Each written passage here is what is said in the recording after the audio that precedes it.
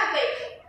For example, is I read some books on the US. Then my teacher told us to write some story. Then I just search on internet. Then read that stories. Then I copy it without the name of the creditor. So for me, that is the plagiarism of language. So I